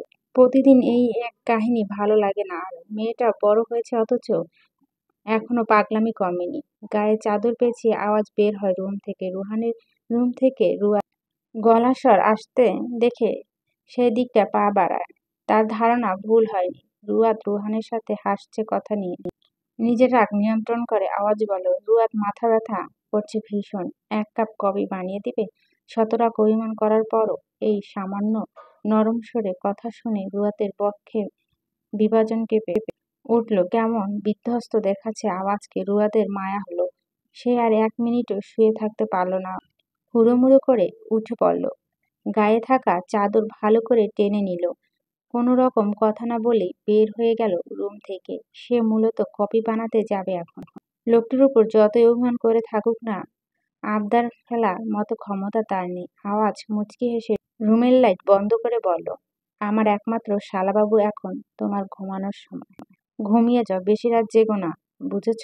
বলেই আওয়াজ উচ্চস্বরে হেসে বের হয়ে আসে। রুহান বোকা বোকা ভাব নিয়ে চেয়ে আছে। হুটহাট এমন কথা তার বোধগম্য হলো না। সবাই ঘুমিয়ে যাওয়ার কারণে পুরো বাড়ি অন্ধকার হয়ে আছে। তবে রুয়াদ যে সোজা হেঁটে রান্নাঘরের দিকে যাচ্ছে এটা আওয়াজ ভালোই টের পাচ্ছে। দ্রুত পায়ে সামনে এগিয়ে আওয়াজ রুয়াদের হাত ধরে ফেলে।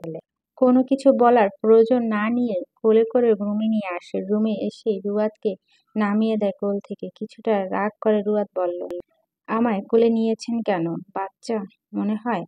আর আপনি না বলেছেন কফি খাবেন, তাহলে রুমে নিয়ে এসেছেন কেন? আওয়াজ তার গায়ে থাকা চাদর বিছানার উপর রাখে। সরু চোখে রুয়াদের দিকে তাকায়। কোলে নিয়েছি তোমাকে রুমে নিয়ে আসার জন্য। ঘড়ি দেখছো কয়টা বাজে? আসছিলে না কেন রুমে? ঘাবড়ে যায় রুয়াদ। আওয়াজ রাগ দেখাচ্ছে তার সাথে। নিজেকে সামলে রুয়াদ বলল, রাগ দেখাবেন না। আমার রুমে না আসার কারণ আপনার অজানা নয়।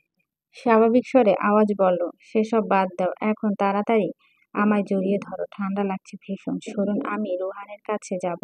আপনার সাথে থাকার কোনো মানে হয় না। আপনি তো শুধু নিজের স্বার্থ বোঝেন, যাকে সহজ সরল বাংলা ভাষায় বলে স্বার্থপর।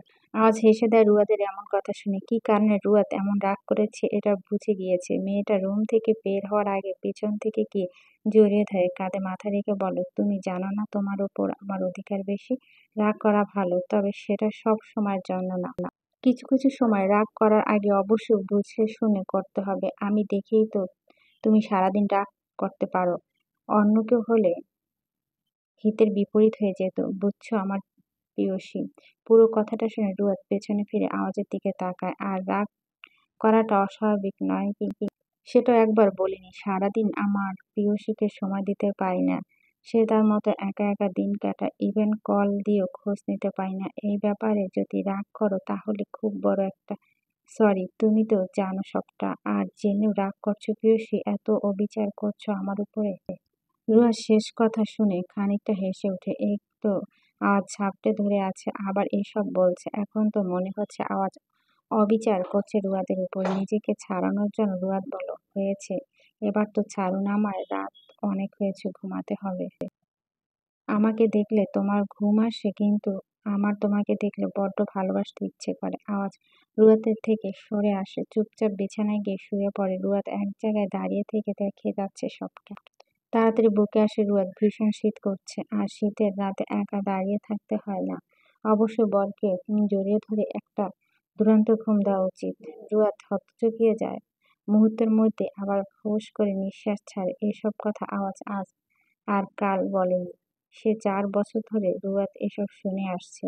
আজকাল এসব কথা বলতে আওয়াজের মোটেও খারাপ লাগে না, অভ্যস্ত হয়ে গিয়েছে। রুয়াদ কোনো কথা না বলে শুয়ে পড়ে। আওয়াজ রুয়াদকে টেনে তার পক্ষে জড়িয়ে ধরে। রুয়াদের গালে দুপাশে হাত রেখে অধৈর্য চুমু খায়। কয়েক মিনিট বাদে আবার ছেড়ে দেয়। রুয়াদ বালিশে মুখ চেপে মিনমিন করে বলে, বুড়ো হয়েছে তাও এসব পাগলামি কমেনি। দুর্ভাগ্যবশত আজ কথাটি শুনে শুয়ে থাকা অবস্থায় নিজের টি শার্ট টেনে ঠিক করে। অতঃপর বেশ গর্ব করে বলে, এক কথা বারবার শুনতে ভালো লাগে না প্রেয়সী। পরের বার থেকে নতুন কিছু বলার চেষ্টা করবে। আর আমি যে বুড়ো হয়ে যাইনি এটা তুমি প্রতি রাতে টের পাও। তবু একই কথা বারবার বলে কেন? শক্তি খরচ করো বলো তো, নির্লজ্জ। শুধু তোমার জন্য প্রেয়সী। আজ এটা বলে নিচে হেসে দেয়। লজ্জায় রুয়া তার সেদিকে ফিরতে পারেনি। কোনো একটা কথা বললে এভাবে লজ্জা পেতে হয় প্রতিনিয়ত। মুখ বালিশ চেপে অন্যদিকে মুখ রেখে ঘুমায় রুয়াদ। পেছন থেকে আওয়াজ আষ্টেপৃষ্ঠে জড়িয়ে ধরে। এবার তার শান্তি শান্তি অনুভব হচ্ছে। ফের আওয়াজ আবারও বলল, বউ মানে শান্তি। 8 মাসে অন্তঃসত্ত্বা ইনিমা হাঁটা চলা ভীষণ কষ্ট হয় আজকাল। বাসায় শুধু সায়হান আর ইনিমা একাই থাকে। সায়হানের বাবা মারা গিয়েছেন বছরখানেক আগে। এখন দেখভাল করার জন্য শুধু সায়হান আছেন, আর অন্য কোনো বাহিরের মানুষকে বাড়িতে ঢোকার অনুমতি দেয়নি সায়হান। সারাদিন অফিস করার পর টুকটাক হেল্প করে ইনিমাকে। মাঝে মধ্যে চৌধুরী বাড়ি থেকে কেউ কেউ এসে থেকে যায় ইনিমার কাছে। আজ নিমিকে দেখতে আসবে শুনে বাবা বাড়িতে যেতে পারেনি ইনিমা। একটাই সমস্যা, শারীরিক অবস্থা বেশি একটা ভালো না। সকালে ঘুম থেকে উঠে ইনিমা সায়হানকে দেখলো না। আজ শুক্রবার, তাই আজ আর অফিসে যাবে না সে। রান্নাঘর থেকে টুকটাক আওয়াজ আসছে। ইনিমা বুঝে গিয়েছে সায়হান সকালে নাস্তা বানাচ্ছে। আস্তে ধীরে বিছানা ছেড়ে রান্নাঘর দিকে পা বাড়ায়।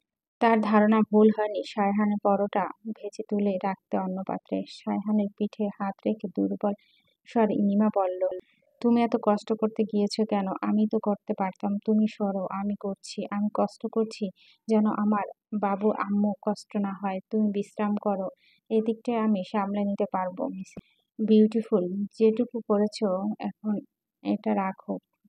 ফ্রাই প্যানে পরোটা দিয়ে সাহার হাসিমুখে পিছনে উফ, আমার মিসেস বিউটিফুল একটু বেশি বেশি করছে। বলেছি না তোমাকে বিশ্রাম করতে, তুমি গিয়ে বসো সোফায়। ইনিমা সায়হানের পিঠে মাথা রাখে। ভালো লাগছে না সায়হান, আজ তোমার বাড়িতে যেতে পারছো না বলে মন খারাপ, তাই না?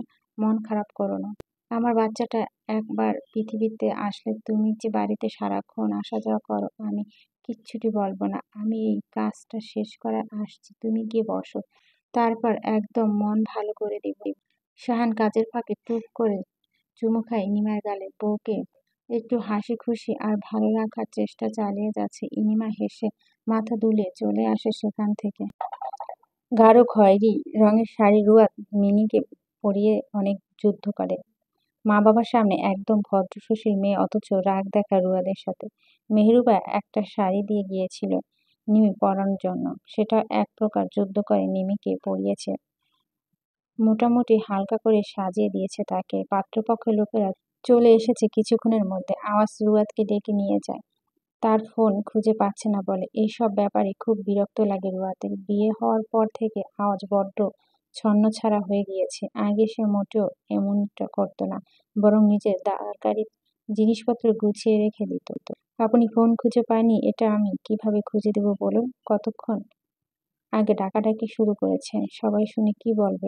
আমি তোমাকে রুয়াদ নামে ডেকেছি, বউ, প্রেয়সী, জান, ভালোবাসা এসব বলে একবারও ডেকেছি বলো? অযথা এগুলো বলো না। ফোন খুঁজে দাও আমার। অনেক খোঁজাখুঁজির পর রুয়াদ আওয়াজের ফোন খুঁজে পেল। দ্রুত তার হাতে ফোনটা দিয়ে বলো, শুনো, একটা মেয়ে নিজের জীবনে দিয়ে অনেক স্বপ্ন থাকে, কেউ কেউ প্রকাশ করে তো কেউ আবার করে না। নিমি যদি এই ছেলেকে পছন্দ না করতো, আপনি কিন্তু একদম ভুলেও আর জড়াবেন না এসবের। সাথে সাথে মানা করে দিবেন। আর যদি আপনি জোরপূর্বক কোনো সিদ্ধান্ত নিয়ে নেন, তাহলে আপনাকে একবার সত্যি সত্যি স্বার্থপর বলবো। ভুলে যাবেন না আপনার জন্য সে তার ভালোবাসাকে ছেড়ে দিয়েছে, কিন্তু আপনি তো ভালোবেসে বিয়ে করেছেন, তাই না? তাহলে কেন অন্যের বেলায় এমন করছেন? বিষয় শেষ অনুরোধ রাখছি, এ ব্যাপারে আপনি কোনো কথা বলবেন না। ওর বিষয়ে কথা বলার জন্য এখন ওর বাবা মা রয়েছে। একদম রুয়াদ কথাগুলো শেষ করে আওয়াজ ভাবলেশীন হয়ে রুয়াদের দিকে তাকায়, এমন ভাব করছে কথাটি যেন আওয়াজ শুনেনি। রুয়াদের হাত ধরে আওয়াজ বল, নিচে চলে এমপি সাহেবের বউ, তোমার আর নিমির জন্য বড়সড় ধামাকা অপেক্ষা করছে। রুয়াদ প্রথমে বুঝেনি আওয়াজ কি বোঝাতে চেয়েছে। আওয়াজের কথাটি এত বেশি গুরুত্ব দিল না। চুপচাপ পা মিলিয়ে হাঁটা শুরু করলো। বড় করে মাথায় ঘোমটা টেনে নেয়। নিচে নামতেই তার চোখ ছানাপানা হয়ে যায়। একদম অপ্রস্তুত একটি ঘটনা, যার জন্য রুয়াদ অন্তত মোটেও প্রস্তুত ছিল না। এমনকি ভাবতেও পারেনি এমন কিছু হতে পারে। সাপি গুটি গুটি মেরে বসে আছে। তার দুপাশে দুজন মহিলা আর দুজন পুরুষ। এদেরকে রুয়াদ ভালো করে চেনে, সাপির মা বাবা আর তার ভাই বোন। কিন্তু এরা এখানে কি করছে? তাহলে কি এরাই পাত্রপক্ষের লোকজন ছিল? রুয়াদের সবাইকে সালাম দেয়, পরক্ষণে অবাক হয়ে আওয়াজের দিকে তাকায়। আওয়াজ কিছু না বোঝার মতো ভান করে। রুয়াদ সবচেয়ে বেশি অবাক হয় মাহের চৌধুরী আর ফজলুল চৌধুরীকে। সুন্দর হেসে হেসে কথা বলছে তাদের সাথে। আওয়াজও তার ব্যতিক্রম কিছু করছে না, সবার সাথে খুব সুন্দর করে কথা বলে চলছে। এক এক মায়া চৌধুরী জেবা আর মেহেরুবা এসে দেখা করে। সব শুনে রুয়াদ বুঝেছে সাফি বাড়িতে লোকজন নিমিকে দেখতে এসেছে। কার অনুভূতি কী রকম সেটা রুয়াদ জানে না, তবে মন থেকে সে সত্যি খুব খুশি হয়েছে। আর এই ধামাকা কথাটি আওয়াজ বলেছিল।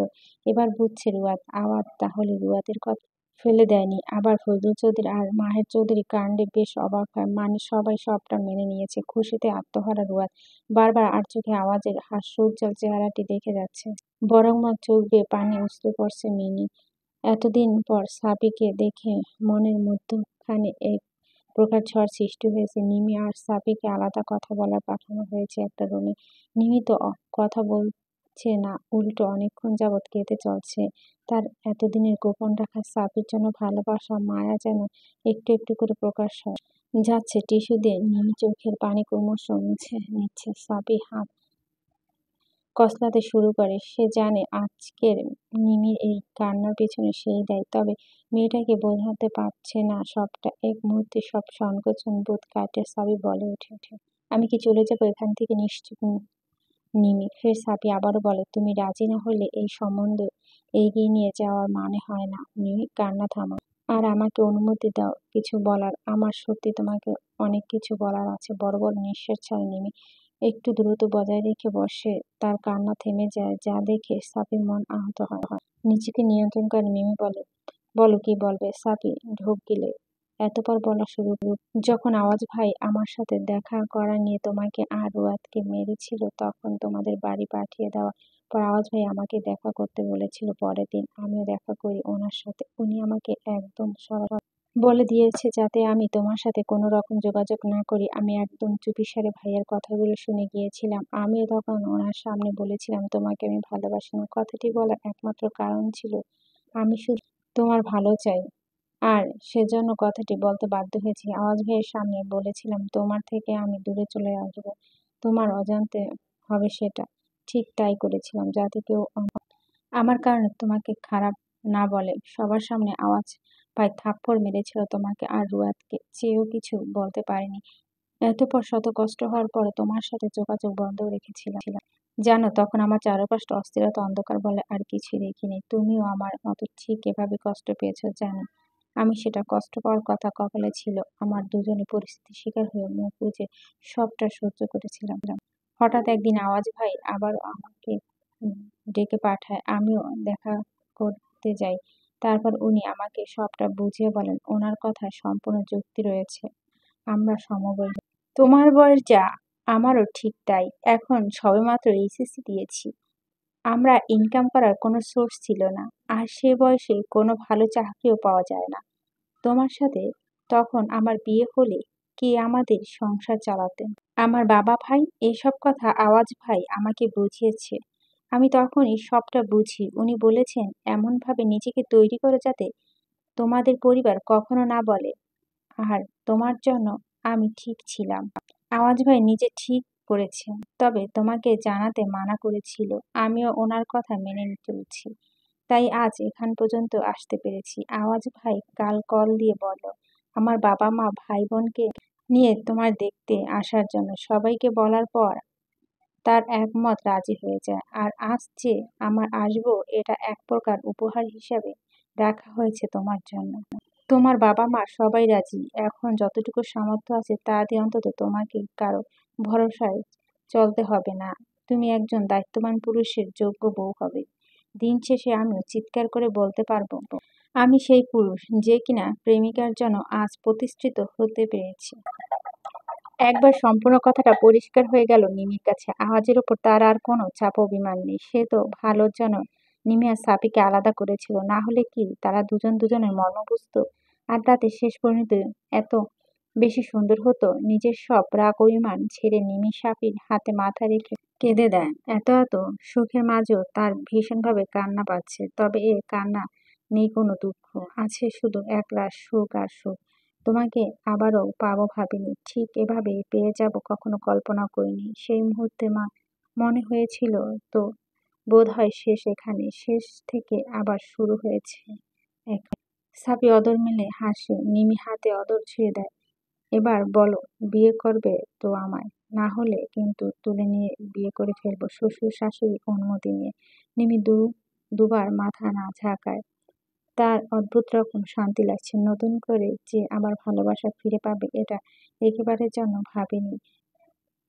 তৃপ্তিমূলক হেসে মিমি বলে, ভালোবাসি সাপে, খুব বেশি ভালোবাসি। আমি তোমার প্রাক্তন হয়ে নয়, ভবিষ্যৎ হয়ে থাকতে চাই মিমি। অনেক বেশি ভালোবাসি তোমায়। পারিবারিকভাবে আলাপ আলোচনা করে নিমি আর সাপের বিয়ে ঠিক করা হয়। মূলত এখন আকদ করে দেখা হবে। বিয়েটা তাদের অনার্স শেষ হলে তবেই হবে।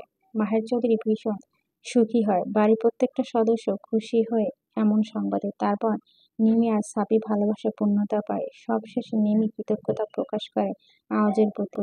ব্যালকনিতে আওয়াজ দাঁড়িয়ে দাঁড়িয়ে কথা বলছে কারোর সাথে ফোনে। পুরো রুম অন্ধকার করে রেখেছে। রুয়া ধীর পায়ে রুমে প্রবেশ করে দরজা বন্ধ করে দেয়। আস্তে ধীরে পা ফেলে পেছন থেকে আওয়াজকে জড়িয়ে ধরে। চারপাশ ঠান্ডা বাতাস বইছে। আর এদিকে প্রেয়সী এভাবে জড়িয়ে ধরেছে। কথা বলার মাঝে আওয়াজ মুচকি হাসে। কিছুক্ষণ কথা বলার পর কলটা কেটে রুয়া টেনে সামনে আনে। বুড়ো কুচকে তাকায় তার দিকে। স্বার্থপর বলবে না? কোনো কথা না বলে রুয়া আওয়াজকে শক্ত করে জড়িয়ে ধরে।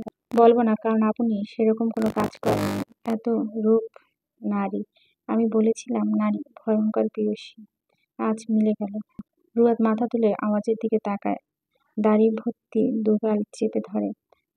পা উঁচু করে আওয়াজের মাথাটা একটু নিচে এনে ক্রমশ অদর ছেড়ে দেয় কপালে। বেশ কয়েক মিনিট পার হয়ে গিয়েছে, তাও রুয়াদ ছাড়ছে না। আর আওয়াজও একইভাবে আছে। এরকম ভালোবাসা আর কি প্রেয়সী? নিমি আর সাপিকে মিলে দিলাম সে যেমন। না এমপি সাহেব, এটা আপনার প্রাপ্য। তা শুনতে চাইবে না কিভাবে এদের মিল হলো? এখন আমি ভালোবাসলে কিন্তু তা সহ্য করতে পারবে না রুয়া। ছাড়া আমার বেসামাল হয়ে পড়েছে অলরেডি। রুহা থেকে আওয়াজ নিজেকে ছাড়িয়ে নেয়। মেয়েটা দু হাতে আবদ্ধ করে তার এক হাত দ্বারা আরেক হাত কোমরের পাশে রাখে। বলেছি ছেড়ে দিতে, ছাড়োনি। এবার প্রস্তুত হও আমার ভালোবাসার জন্য। মুহূর্তের মধ্যে আওয়াজ রুয়াতের অদর জোড়া তার অদর ছুঁয়ে দেয়। রুয়াদ আঁকড়ে ধরে আওয়াজের কাঁধের পাশে অংশ। গভীর চুম্বন কেঁপে ওঠে সমস্ত শিরা উপশিরা। তৈরি হয় এক প্রকার অদৃশ্য অনুভূতি, যা শুধু অনুভব করা যায়। মিনিট কয়েক বাদে আওয়াজ রুয়াদকে ছেড়ে নরম স্বরে বলে, আমার এই হৃদয় জুড়ে প্রেয়সীর আভা সমাপ্ত। তবে গল্পটি আওয়াজ এবং রুয়াদ ভালোবাসা আজীবন বেঁচে থাকুক। কিছুদিন আগে হৃদয় জুড়ে প্রেয়সীর আভা গল্পটি প্রথম অংশ যখন পড়েছিলাম আমার খুব কষ্ট লেগেছিল। তখন আমি ভেবেছিলাম আওয়াজ এবং রুয়াদের দ্বিতীয় পাঠটা যেন খুব ভালো মিল থাকে। তবে গল্পটা অগোছালো হলেও আপনাদের কথা আমি দেখতে পেরেছি। আমি আওয়াজ এবং রুয়াদের হ্যাপি এন্ডিংটা শেষ করতে পেরেছি। সবাই খুব ভালো থাকবেন, সুস্থ থাকবেন। আজকের মতো এখানেই শেষ করছি। দেখা হবে নতুন কোনো গল্পের সাথে।